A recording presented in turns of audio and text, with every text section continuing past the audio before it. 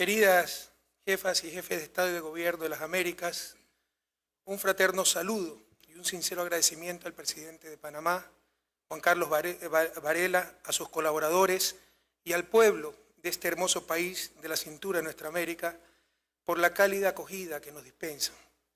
Deseo saludar al nuevo secretario general de la OEA, Luis Almagro, recientemente elegido en la reunión de la Asamblea General de Washington y que tiene ante sí un reto difícil pero insoslayable: transformar radicalmente esa institución.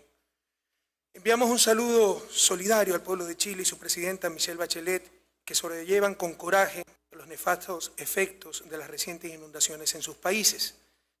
Todo nuestro apoyo al presidente Santos y su voluntad política inquebrantable de continuar en el camino hacia la paz definitiva en Colombia. Pero la paz, queridos amigos, no es solo ausencia de guerra. La insultante opulencia de unos pocos en América Latina, al lado de la más intolerable pobreza, es también una bala cotidiana en contra de la dignidad humana. Por ello creo que el lema de la cumbre, en lugar de prosperidad con equidad, debería ser equidad, justicia para la prosperidad. Hoy asistimos a un evento histórico, en un triunfo irrestricto de la dignidad, la soberanía y la solidaridad entre los pueblos. Acogemos a la hermana República de Cuba como un miembro de pleno derecho de este foro, del que nunca debió ser excluida. Sin embargo, nuestra alegría no puede ser completa. Aún queda por extirpar el inhumano e ilegal bloqueo contra Cuba. También está pendiente la devolución a Cuba del territorio ocupado de Guantánamo. Compañeras, compañeros, en la Guerra Fría se sostenía en la región a las dictaduras más sangrientas. Entonces sí, sin importar en absoluto libertades de prensa, derechos humanos, la misma democracia. Recordemos, por ejemplo, que la Asamblea de la OEA de 1976 se realizó en Santiago de Chile y fue presidida por el canciller Augusto Pinochet. La acción invasiva e injerencista durante esos años se basaba en el combate al comunismo. Ahora el argumento es la defensa de los derechos humanos. La orden ejecutiva del presidente Obama contra Venezuela viola flagrantemente el derecho internacional y particularmente el literal E del artículo 3 de la Carta de la OEA. La respuesta que ha dado la región ha sido contundente, rechazando la orden ejecutiva y pidiendo su retiro. Nuestros pueblos nunca más aceptarán la tutela, la injerencia ni la intervención. Su memoria está lacerada por los abusos y la violencia del pasado. Panamá es un buen ejemplo de aquello, con la invasión de diciembre de 1989 que provocó miles de muertes para sacar al sangriento dictador que los mismos invasores habían apoyado. Sin embargo, continúan los ilegales intervencionismos. Hace pocas semanas, funcionarios del Departamento de Estado solicitaron al Congreso de los Estados Unidos recursos para, cito, apoyar la libertad de prensa, los derechos humanos y la democracia en el hemisferio, incluyendo Cuba, Venezuela, Ecuador y Nicaragua. ¿Nos interesan realmente estos temas? Pues bien, tratémoslos en este foro. Hablemos de derechos humanos. De acuerdo a la CEPAL, Comisión Económica para América Latina, en el periodo 2007-2013, Ecuador es de los 3 países latinoamericanos que más ha reducido desigualdad. Durante nuestro gobierno, de la histórica reducción de pobreza en 12.5 puntos porcentuales, tan solo 5.4 puntos son por efecto crecimiento y 7.1 por efecto redistribución. En Ecuador no tenemos torturas, pena de muerte ni ejecuciones extrajudiciales. Con la reforma judicial aprobada por los ciudadanos en consulta popular del año 2011, los jueces son seleccionados por concurso público de méritos organizado por un ente autónomo del Ejecutivo.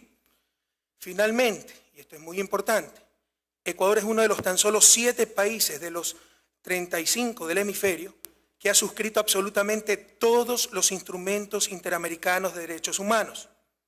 Muchos países ni siquiera han ratificado la Convención Interamericana de Derechos Humanos o Pacto de San José. La realidad es que necesitamos no solo un nuevo sistema de derechos humanos, sino un nuevo sistema interamericano. Debemos entender que las Américas al norte y al sur del río Bravo son diferentes y debemos conversar como bloques. La Organización de Estados Americanos ha sido históricamente capturada por intereses y visiones de América del Norte, y sus sesgos y atavismos acumulados la vuelven ineficiente y poco confiable para los nuevos tiempos que viven Latinoamérica y el Caribe.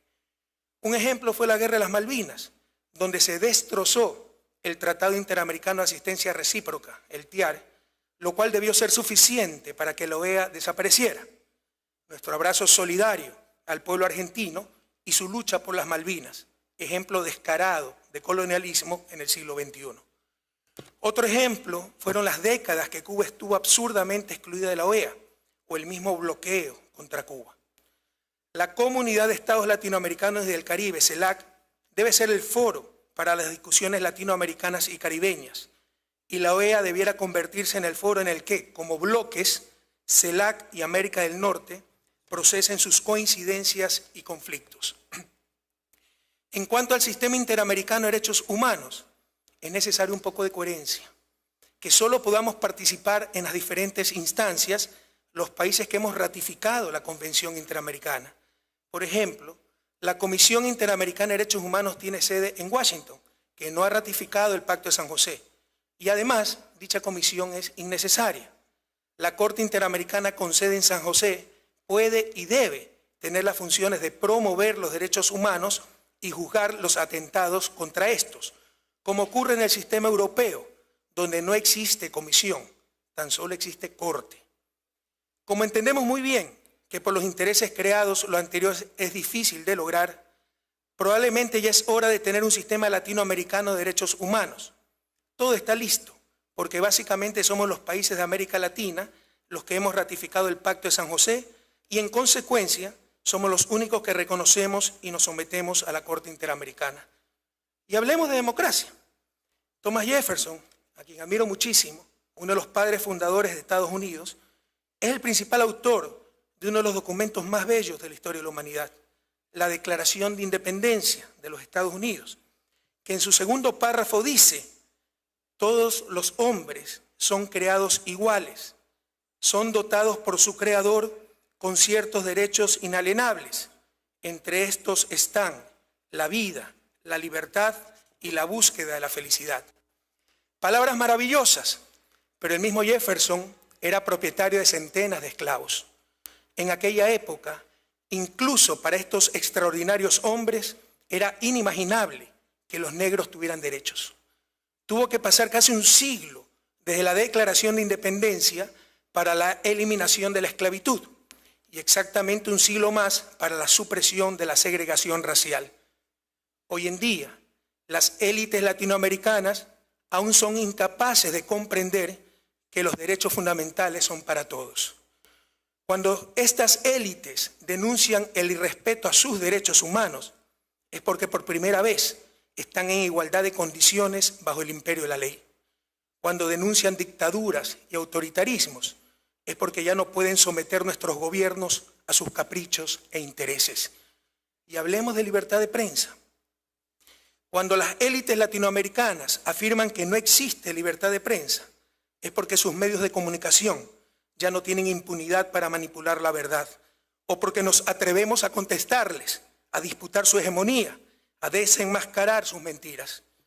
Cabría preguntarse si una sociedad puede llamarse verdaderamente libre cuando el derecho a la información y la propia comunicación social están en manos de negocios privados con fines de lucro. Y aunque este es un problema planetario, en Latinoamérica, dado los monopolios de medios, su propiedad familiar, sus serias deficiencias éticas y profesionales y su descarado involucramiento en política, el problema es mucho más grave. Creo que todos coincidimos en que una buena prensa es vital para una verdadera democracia, pero también debemos coincidir en que una mala prensa es mortal para esa misma democracia. Y la prensa latinoamericana es mala, muy mala. Ahora se nos acusa de dividir a nuestros países. Fíjense qué casualidad. Lo mismo le decían a Abraham Lincoln, considerado el mejor presidente estadounidense de la historia. Lo llamaron tirano, déspota, fanático, loco, por su noble lucha por la abolición de la esclavitud. Provocó una guerra civil que en caso de derrota hubiese generado la división del país y Lincoln probablemente hubiese pasado a la historia como un criminal. Lean lo que decían los medios esclavistas de aquel entonces. Aprendamos algo de la historia. Queridas amigas, queridos amigos, con el descubrimiento del nuevo continente, Norteamérica y Latinoamérica prácticamente empezaron al mismo tiempo su historia. ¿Alguna vez se han preguntado por qué Latinoamérica no es Estados Unidos, el país más poderoso del planeta, y viceversa? Este es uno de los grandes enigmas del desarrollo. Las respuestas son múltiples y complejas, pero sin duda una de esas respuestas es la clase de élites que dominaron y dominan aún a nuestra América. Ojalá, querido presidente Obama, se entienda que por defender sus intereses o por mala información, ustedes sostienen a esas élites que tanto daño nos han hecho. Todos los hombres son creados iguales, son dotados por su creador con ciertos derechos inalienables. Entre estos están la vida, la libertad y la búsqueda de la felicidad. En Ecuador y en toda América Latina también sostenemos estos principios y los haremos realidad a cualquier costo, y no solo para las élites o en algún momento futuro, sino ahora y para todos. Prosperidad con equidad, yo diría equidad para la prosperidad, pero también soberanía y dignidad. Llegó la hora de la segunda y definitiva independencia para nuestra América. Muchísimas gracias. Gracias al presidente Rafael Correa por su intervención.